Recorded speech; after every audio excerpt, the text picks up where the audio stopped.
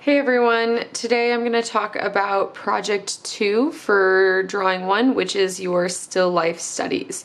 So I have filled out my planning guide here. I'm going to go over it fairly quickly and then show you the first steps of creating and transferring your picture to your paper.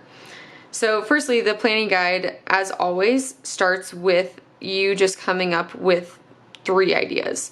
So you need to brainstorm 3 objects and explain how they are significant to you. I did forget to explain how they're significant on here, but I'll just explain that verbally. So I chose my camera because I'm a photographer. I love taking photos, mostly these days of just hikes and adventures and things like that.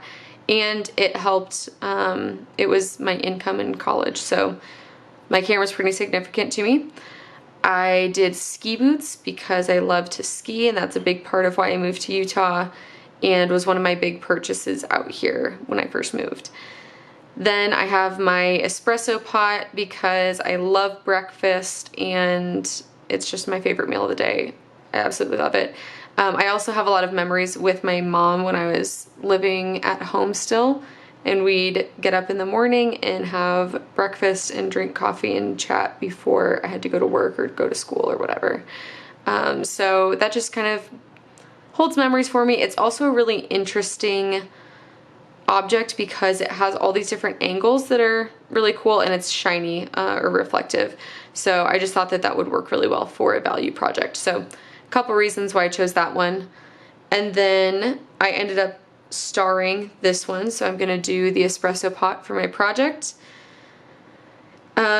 So number 3 is decide which object you want to use, circle or star it, put a star there.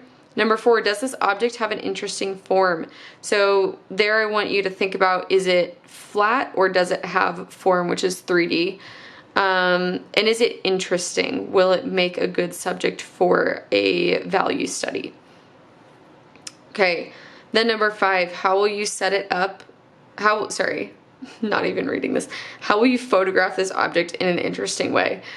You can either find a good photograph online if you can find a really interesting one, or you can get that object and take a picture yourself. So the way that I did it is I actually have 2 espresso pots that are different sizes. So I set them up overlapping, and then I zoomed, I did, because I already took the photo, got in really close and took that photo. And then I did print a copy of it just so that you could see. It's also on the slideshow. This was printed on a very weak printer, so you can't see a lot of value in it, but just so you have an idea of the photo I took, instead of just taking a regular photo of this object, I layered it with another one, so we have overlapping here, which is always good. You don't see the entire object. About half of it is cut off. And then there's not a lot of empty background space, but what is empty is kind of blank. So I actually set up a cutting board behind these, and then this is the white counter below it, just to get a clear background so that it wasn't distracting for me. So that's my photo. Again, you don't see the full value range on here, so I'm gonna use the image on the screen to actually draw from. Okay, so the back of your planning guide is for a tonal composition. So you have this large area to create your tonal composition in, and then these spaces for a value scale at the bottom. Get your photo approved by me before you do this part so that you don't have to redo it. So just show me the exact picture that you want to use, and I'm gonna look for whether it's zoomed in so that you really don't even see the entire object. It's clear, it has good lighting and value, all that good stuff. So get your picture approved by me, and then you can start on this.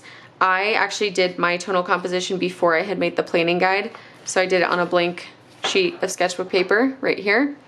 And basically what I did is I sketched the outline of my object, and then mine has really defined lines, so that was pretty easy to sketch as well. And I made this more detailed than the tonal compositions we did in the past, just because I'm actually planning for a project, and so I wanted this to be helpful for me. So on my project, there's a lot of areas where it kind of fades in and out and it would be hard to focus on the value. So I just made those a little bit more defined and kind of chose a value for them. So for instance, this part right here, there's a lot of like little areas where it's lighter and then it's kind of a mid-tone here, it gets darker, it all fades together. So I just decided to make this part darker, this part lighter. They're both kind of mid-tones, but it's simpler. So for your tonal composition, sketch out the exact picture you're going to use, then break it into some areas of value.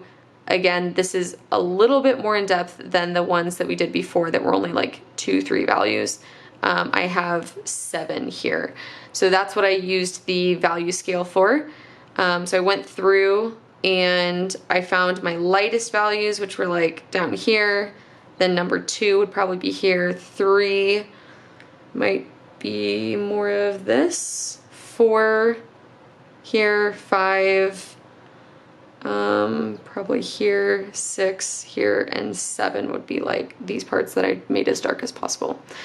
If you don't have 7 values, if you have fewer than that, then you don't need to fill out the whole value scale. So just do whatever works for you. But again, this is to help you mentally prepare for your project. So please take it seriously and make it something that'll be useful for you.